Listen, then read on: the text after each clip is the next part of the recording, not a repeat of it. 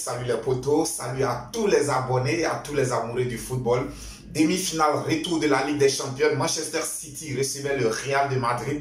Les potos, il faut dire qu'il n'y a vraiment pas eu photo au cours de cette rencontre. Lors du match aller, la rencontre s'était soldée sur le score de 1 but partout. Je pense que le match retour laissait entrevoir beaucoup de suspense, beaucoup d'espoir pour les Madrilènes. Les potos, on le sait tous. Mais le Real de Madrid est l'équipe durant ces 5 dernières années qui a plus remporté cette Ligue des Champions. On le sait tous aujourd'hui, on l'a toujours dit et on l'a toujours redit. Mais le Real de Madrid connaît le secret de la Ligue des Champions.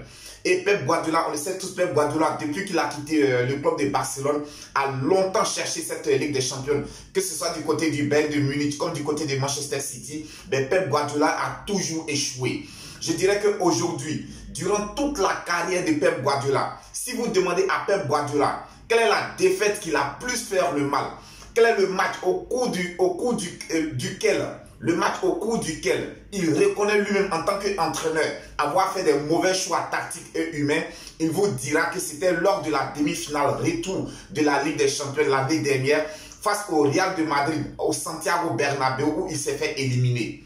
Oui, les potos, je dirais que Pep Guardiola n'a jamais digéré cette élimination. Cette élimination a été une humiliation pour Pep Guardiola. Parce qu'on se souvient tous, lors de ce match de demi-finale retour de la Ligue des Champions l'année dernière, Manchester City était sur le point de se qualifier. Manchester City menait au Santiago Bernabéu sur le score de 1 but à 0. Lorsque à 15 minutes de la fin du match, Pep Guardiola a fait des remplacements qu'il ne fallait pas et ces remplacements lui ont causé la défaite. Je pense que Pep Guardiola s'en est jamais remis de cette défaite. Il s'en est jamais remis de ce mauvais coaching de sa part.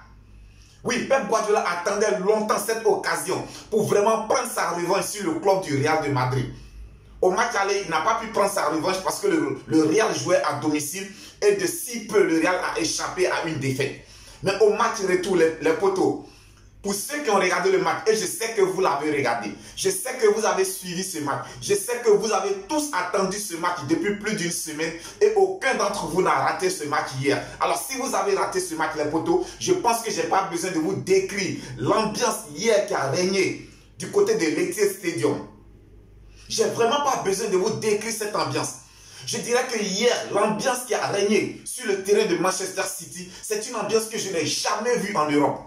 C'est vrai que nous connaissons, nous savons que lors des grands soirs de Ligue des Champions, il y a des ambiances folles dans certains stades. Mais je dirais que hier, ce qui s'est passé du côté de l'Angleterre était vraiment exceptionnel.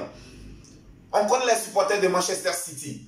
On sait que c'est des personnes qui viennent au terrain de face, des bourgeois, ils viennent au terrain, ils assistent au match, quelques bruits pour soutenir leur équipe parce qu'ils savent qu'à 98%, Manchester City remporte tous ces matchs.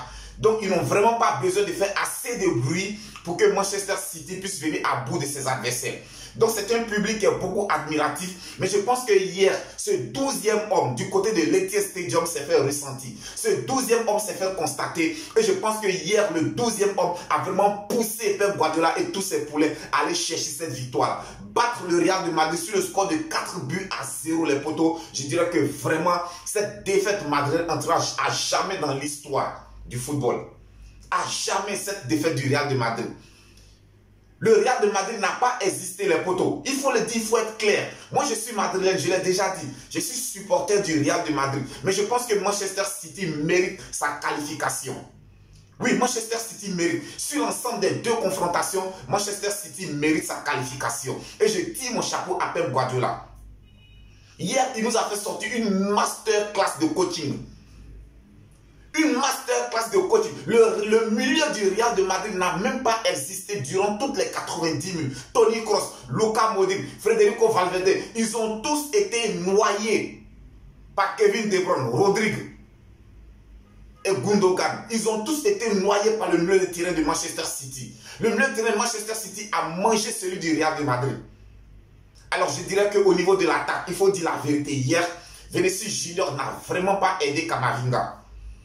Camavinga a souffert sur son côté. Il a souffert sur son côté avec un Bernardo Silva qui était vraiment dans un très très grand jour. Un Bernardo Silva, on le connaît tous les potos. C'est un joueur vraiment pétri de talent. Bernardo Silva, on le sait, il a toujours été monsieur 50% de Manchester City. Mais hier, ça a été vraiment compliqué pour Camavinga parce que de son côté, Vinicius Junior, au niveau du repli défensif, Vinicius Junior ne faisait pas le repli défensif pour venir soutenir Camavinga comme il se doit. Camavinga a été vraiment étouffé sur son côté. Il y avait Bernardo Silva, il y avait Kevin De Bruyne qui dézonnait de temps en temps. Et il y avait aussi Kyle Walker. Donc Camavinga se retrouvait lui seul à 3. Il se retrouvait lui seul contre 3 joueurs de Manchester City. C'était vraiment compliqué. C'était vraiment compliqué. La défense du Real de Madrid est carrément passée à côté de son sujet. Carrément passée à côté de son sujet. Alors hier, je ne sais vraiment pas qu'est-ce qui s'est passé du côté du Real de Madrid. Mais les potos, je dirais que franchement, même en Première Ligue, lorsque Manchester City joue contre le dernier du championnat anglais, ils n'ont jamais eu une telle domination. Après 25 minutes de jeu, les potos, je vous dis, après 25 minutes de jeu, toute l'équipe totale du Real de Madrid n'avait totalisé que 13 passes après 25 minutes de jeu. Après 25 minutes de jeu, le Real de Madrid n'avait que totalisé 13 passes. Imaginez-vous les potos. Imaginez-vous une domination qui ne dit pas son nom. Quelle intensité dans le match, quelle intensité. Cette équipe de Manchester City, je l'avais déjà souligné les potos, c'est une machine à gagner. C'est une machine à gagner. C'est-à-dire Pep Guardiola a su transformer ses joueurs. Il a su révolutionner le jeu de Manchester City. Aujourd'hui, les potos, même si Manchester City n'a pas encore remporté la Ligue des Champions, mais je dirais que Manchester City est la plus grande équipe d'Europe.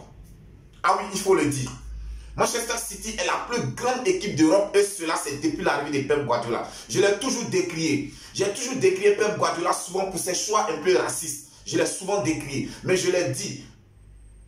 Même si tu n'aimes pas le lion, il faut reconnaître que le lion est le roi de la forêt.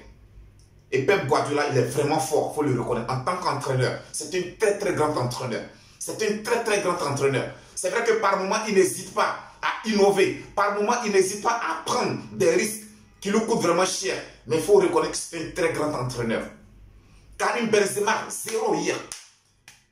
0. Karim Benzema, 0. 0, 0, 0, 0. Il a été bouclé. Il a été bouclé. Aucun, je ne sais même pas quel est le joueur du Real de Madrid que je peux citer son nom aujourd'hui, qui a sorti son épingle du jeu, à part Thibaut Courtois.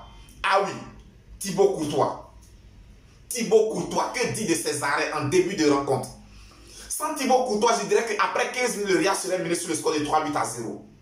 Sans Thibaut Courtois, après 15 minutes de jeu, le Real serait déjà mené sur le score de 3 buts à 0. Mais quels sont ces arrêts qu'il nous sort, Thibaut Courtois? Qu'est-ce qu'il nous a fait hier, Thibaut Courtois? Bravo à lui.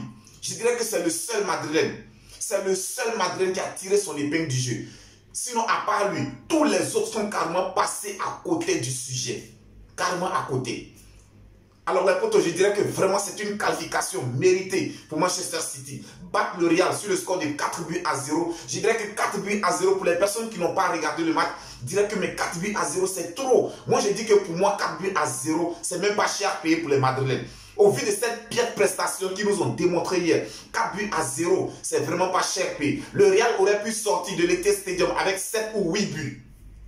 Et personne n'aurait crié au scandale. Personne.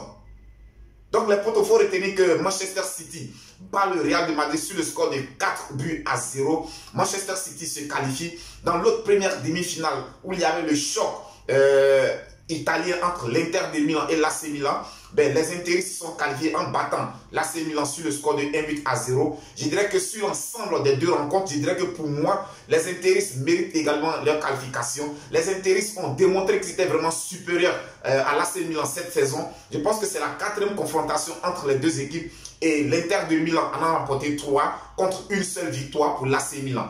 Donc en finale, du côté de Istanbul, nous aurons Inter de Milan, Manchester City. Les potos, je dirais que cette année, c'est l'année de Manchester City.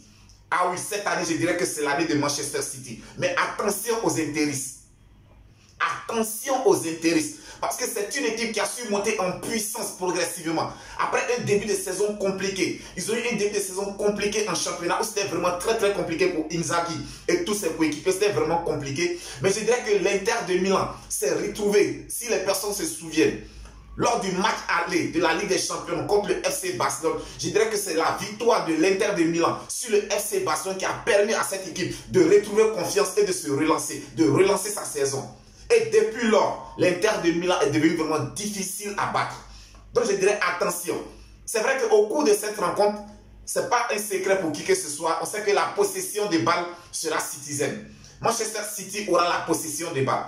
Mais cette équipe de l'Inter de Milan nous a démontré qu'elle est capable de subir sans encaisser. Et aussi au niveau de l'attaque, elle a des atouts pour inquiéter cette équipe de Manchester City.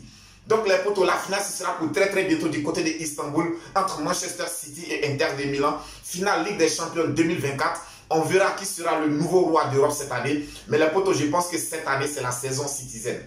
Alors les potos, c'était tout pour aujourd'hui. Avant de partir, je vous présente toutes mes excuses. J'ai été longtemps absent ces jours-ci parce que j'avais beaucoup de choses à régler. Je pense que désormais tout est rentré en ordre. Les potos, je vous kiffe, je vous kiffe, je vous kiffe. On continue de s'abonner, on continue de liker. On reste tous Viking Débrief connaisseurs qu'on est. D'ici là, portez-vous bien. On se dit à très bientôt pour une autre vidéo.